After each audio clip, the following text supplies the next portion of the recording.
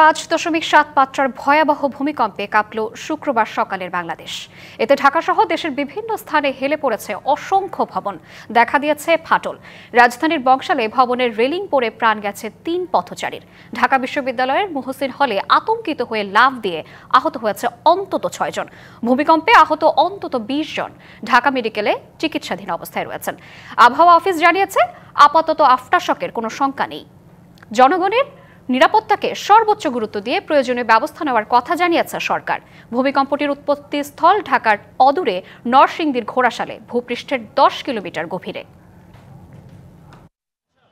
অন্যান্য ছুটির দিনের মতোই এই শুক্রবারটাও অনেকটা আয়েশে দিন শুরু করেছিলেন নগরবাসী, কিন্তু সাত সকালেই দিনটি তাদের কাছে আতঙ্কের দিন হয়ে উঠবে তা কে জানত।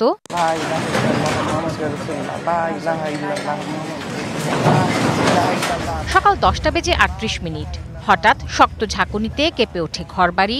ভূমিকম্প হচ্ছে বুঝতে পেরে আতঙ্কে রাস্তায় নেমে আসেন সাধারণ মানুষ। ঘুম ভাঙার পর আসলে কি করব না করব এতটাই আতঙ্কিত ছিলাম যে কি করব না করব ওভাবে কিছু ভেবে উঠতে পারিনি। ঘুম ভাঙার পরে দেখি যে বাসার আসবাবপত্র সব পড়ে যাচ্ছে, আলমারির উপর থেকে জিনিস পড়ে যাচ্ছে। তো আমরা এবং আমার রুমমেটরা সবাই আমরা সিঁড়িতে নামতে থাকি। আমার কাছে মনে হচ্ছে গড আমাদেরকে একটা রিমাইন্ডার দিয়েছে সচেতন হওয়ার। 5.7 মাত্রার ভূমিকম্পের পর আসতে থাকে ক্ষয়ক্ষতির খবর।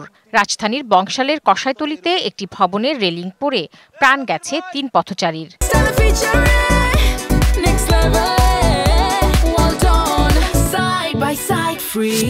আপনার যে রেলিংটা নড়ে ওটা মনে করেন ছিল আর কি, আস্তর ছিল না, যেহেতু এটা মনে হয়তো ভূমিকম্প তো ভয়াবহ হয়েছে যে কারণে এটা পড়ে গিয়েছে।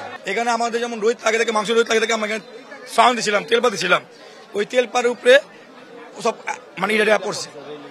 পুরান ঢাকা, বাড্ডা লিংক রোড, রামপুরায় কয়েকটি ভবন হেলে পড়েছে। ঢাকা বিশ্ববিদ্যালয়ের মুহসিন হলে ভূমিকম্পে আতঙ্কিত হয়ে 4 তলা থেকে লাফ দিয়ে আহত হন 6 জন। আবহাওয়া অফিস জানিয়েছে ভূমিকম্পটি মধ্যম মাত্রার। উৎপত্তিস্থল নরসিংদীর ঘোড়াশাল। এটা 5.7 মাত্রার ভূমিকম্প হয়েছে। এটা ঢাকা থেকে মাত্র 13 কিলোমিটার পূর্বে। এটা ঢাকা নরসিংদীর মাধবদীতের সেন্টারটা, আর এটা 10:38:26 এটা হয়েছে। এর তীব্রতাটার বড় মানে অনুভূত হওয়ার সবচেয়ে বড় কারণ হচ্ছে কি এর সেন্টারটা আমাদের খুব কাছে ছিল, মাত্র 13 কিলোমিটার দূরে।